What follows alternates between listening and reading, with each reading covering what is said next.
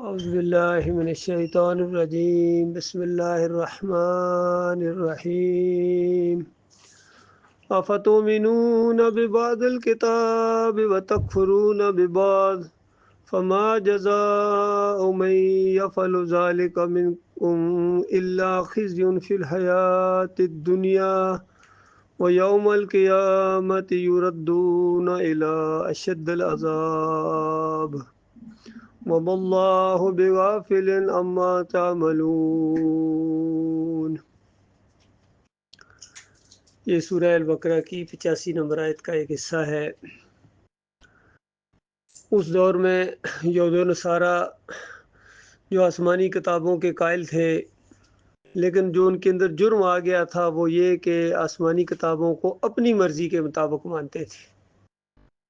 جہاں تک ان کے فائدے کی باتیں ہوتی تھیں بہت بڑھ چڑھ کر ماننے کا دعویٰ کرتے تھے، دیندار ہونے کا دعویٰ کرتے تھے، اور جہاں بات ان کے خلاف جاتی تھی اس کا یا تو انکار کر دیتے تھے یا اس کو چھپا دیتے تھے۔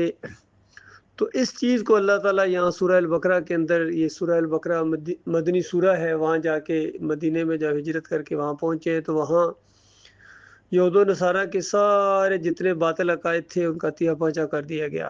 اس سے پہلے 13 سال مکہ کے اندر جتنی شرکیہ عقائد تھے، باطل عقائد تھے، ان پر چوٹ ماری اور ان کے مقابلے میں حق عقائد سامنے لائے گئے کہ تم اللہ کے علاوہ جن دوسروں کو پوجتے ہو، پکارتے ہو، ابراہیم علیہ السلام کو، لات منات حبل کو، پھر ان کی نظر و نیازیں کرتے ہو، یہ دین تمہارے باپ دادا سے چلا آ رہا ہے، یہ بالکل باطل ہے، اس کی کوئی حقیقت نہیں ہے، اور تم یہ سمجھتے ہو شاید ابراہیم علیہ السلام ایسے تھے، ہرگز نہیں، وہ تو شرک کے دشمن گزرے ہیں اور انہوں نے ہر طرح کے شرک کا مقابلہ کیا ہے، مشرکین کا مقابلہ کیا ہے اور یکسو مسلم تھے، اور اب ان کے راستے پر چلنے والے یہ آخری نبی محمد صلی اللہ علیہ وسلم ہیں اور ان کے ساتھی ہیں۔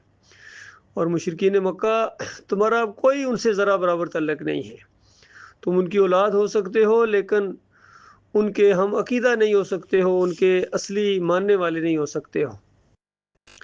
اسی طرح جب مدینے میں آ کے سورہ البقرہ، سورہ ال عمران یہ نازل ہوئیں تو ان کے سارے باطل عقائد یہود و نصارہ کے اس کا رد کیا گیا، اور پھر ان کی یہ ایک جو مرض تھا ان کے اندر، اس کے اوپر انگلی رکھی گئی کہ کتاب کے کچھ حصے کو مانتے ہو اور کچھ حصے کو نہیں مانتے ہو، اور جو یہ انداز اختیار کرے یعنی اللہ کی کتاب کو اللہ کی کتاب بھی مانے اور پھر کچھ حصے کا انکار کرے اپنے مفادات کی وجہ سے، اور کچھ حصے کو مانے اپنے مفادات کی وجہ سے، تو پھر وہ اپنے آپ ہی کو ماننے والا ہے، اللہ کی کتاب کو ماننے والا نہیں ہے۔ فرمایا جو ایسا جرم کرے، ایسا انداز اختیار کرے، اس کی سزا کیا ہو سکتی ہے؟ یہ انداز ہے اللہ کی کتاب کا، پہلے سوالیہ انداز ہوتا ہے، پھر خود اللہ تعالیٰ جواب دیتا ہے۔ بتاؤ کیا ہو سکتی ہے ایسے لوگوں کی سزا؟ بتایا سوائے اس کے اور کوئی سزا نہیں ہو سکتی الا خزی فی الحیات الدنیا، کہ دنیا کے اندر ان کو ذلیل اور خوار کیا جائے، اور وہ یوم القیامہ، اور قیامت کے دن یردون الی اشد العذاب، اور قیامت کے دن انہیں شدید ترین عذاب کی طرف پھیر دیا جائے۔ یہ آیت بھی گویا اللہ کی کتاب کی ایک سچائی کی دلیل ہے جو بالکل ہماری آنکھوں کے سامنے سچی ثابت ہو رہی ہے۔ یہود و نصارہ کو اس وقت دنیا میں بھی کتنا ذلیل و خوار کیا گیا، اور قیامت کے دن تو ان کو بڑے شدید عذاب کے اندر دھکیل دیا جائے گا۔ اور آج اگر اس آیت کو آج کے مسلمانوں کے اوپر دیکھا جائے تو پوری طرح ان کے اوپر فٹ ہوتی ہے، اور نبی علیہ السلام کی وہ بات بھی بالکل سچی ہو گئی کہ یہ مسلمان ہیں، یہ یہود و نصارہ کی پیروی کریں گے بالکل بالشت برابر، اور اگر وہ کوئی کسی گو کی بل میں گھسیں یہ بھی وہاں ہی گھسیں گے، بالکل اسی طرح وہی انداز اختیار کریں گے، تو آج بالکل وہی چیز اختیار کر لی گئی۔ حالانکہ اللہ تعالیٰ نے منع کیا تھا کہ دیکھو یہود و نصارہ کو اپنا دوست نہ بنانا، یہ تمہارے دوست نہیں ہیں، یہ آپس میں ایک دوسرے کے دوست ہیں، اور بتایا گیا جو تم میں سے ان کو دوست بنائے گا وہ انہی میں سمجھا جائے گا۔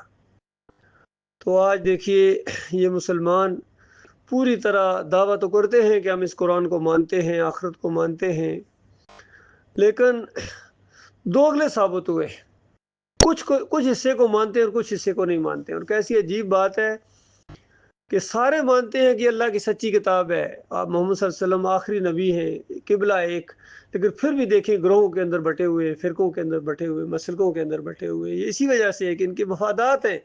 جو بات ان کو اچھی لگتی ہے وہ مانتے ہیں، جو بات اچھی نہیں لگتی ہے وہ نہیں مانتے. کسی مسلک کے پاس جاؤ، بریلوی ہوں، دیوبندی ہوں، اہل حدیث ہوں، ہر ایک کی اپنی اپنی دکانیں ہیں، ذریعہ معاش ہے دین ان کا.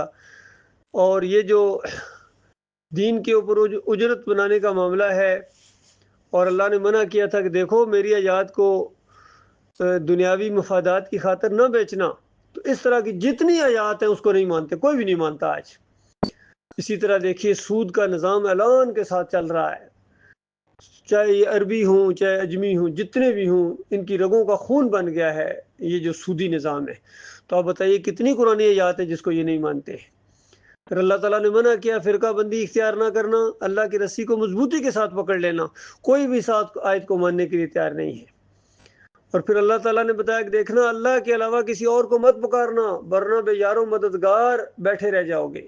ان ساری آیات کو کتنے آج یہ مسلمان نہیں مانتے ہیں. کوئی یا رسول مدد پکار رہا ہے، کوئی یا علی مدد پکار رہا ہے، کوئی یا غوث مدد کی پکاریں لگا رہے ہیں. پھر ان کی نظر و نیاز کرتے ہیں، اندازہ لگائیے ہر انداز سے ان کی نظر و نیاز ہوتی ہے. سارے مسلمان لگے ہوئے ہیں.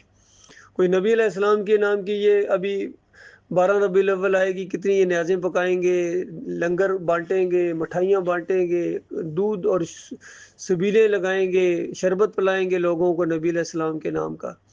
10 محرم کو یہ دوسرے لوگ ہیں وہ بھی کرتے ہیں، سنی بھی ساتھ کرتے ہیں، یہ بھی شربت پلاتے ہیں، دیگیں بانٹتے ہیں، مٹھائیاں بانٹتے ہیں، کھانے کھلاتے ہیں، اس پر فخر محسوس کرتے ہیں. سوشل میڈیا کے اوپر بڑے بڑے اس کے بیانات آتے ہیں، ویڈیوز دکھائے جاتے ہیں، لمبی لمبی قطاریں کھانے کھلائے جا رہے ہیں، اس کو ثواب سمجھے جا رہے ہیں. حالانکہ اللہ کی کتاب 4 جگہ اس کو حرام قرار دیتی ہے، نجس قرار دیتی ہے. اس اللہ کے علاوہ کسی اور کی جو بھی نظر و نیاز ہوگی، چاہے 11ویں کی شکل میں ہو، چاہے یہ 12 ربیع الاول کے کیک کاٹنے کی شکل میں ہو، چاہے 10 محرم کے یہ شربت ہوں، کھانے ہوں، اور رجب کے کنڈے ہوں، بی بی کی سینک ہو، جتنے بھی یہ درباروں پر مزاروں پر بکرے چھترے مرغے چڑھائے جاتے ہیں، چادریں چڑھائی جاتی ہیں، کھانے بانٹے جاتے ہیں، یہ سارے غیر اللہ کی نظر و نیازیں ہیں. اور اللہ تعالیٰ نے اس کو مردار سے زیادہ اور خون سے زیادہ اور سور کے گوشت سے زیادہ حرام قرار دیا ہے. لیکن آج امت مسلمہ کھائی جا رہی ہے، اللہ کی کتاب کی آیات بالکل نہیں مانتی ہے. تو یہ بالکل اسی زمرے میں آتے ہیں کہ دیکھو اللہ کی کتاب کے کچھ حصے کو مانتے ہو اور کچھ حصے کو کیوں نہیں مانتے ہو. انبیاء کو رسول مانتے ہو، انبیاء مانتے ہو، لیکن بشر کیوں نہیں مانتے ہو؟ یہ بھی تو اللہ کی کتاب ہے. ان کو انسان کیوں نہیں مانتے ہو؟ آدم علیہ السلام کی اولاد کیوں نہیں مانتے ہو؟ اور کبھی اللہ کی ذات کا ٹکڑا کہتے ہیں، کبھی ان کو مشکل کشا کہتے ہیں، کبھی حاجت روا کہتے ہیں. انسان ان القاب سے نہیں نوازا جا سکتا ہے، یہ ساری صفات اللہ کی ہیں. تو اس انداز سے یہ بات ہمارے سامنے آتی ہے کہ اللہ کی کتاب کو ماننا ہے تو پوری کتاب کو ماننا ہے. اور صحابہ اکرام کا یہ انداز تھا، ان کے سامنے جب بھی اللہ کی کتاب آتی تھی سمعنا و اطعنا، سمعنا و اطعنا، ان کا کہ ہم نے سنا اور ہم نے مانا، ہم نے سنا اور ہم نے مانا. وہ ماننے والے تھے، اس وجہ سے اللہ تعالیٰ نے ان کو عزت دی. ان کو بتایا گیا تھا وَأَنْتُمُ الْأَعْلَوْنَ إِن كُنتُم مُؤْمِنِينَ، اگر تم ماننے والے بن جاؤ، مومن بن جاؤ تو تم سربلند رہو گے. اور اللہ تعالیٰ نے ان کو سربلند کیا، ان کو عزت دی. دنیا میں بھی ان کو عزت ملی تھی، کوئی قوم ان کے سامنے آنے کے لیے تیار نہیں تھی، ٹکر لینے کے لیے تیار نہیں تھی.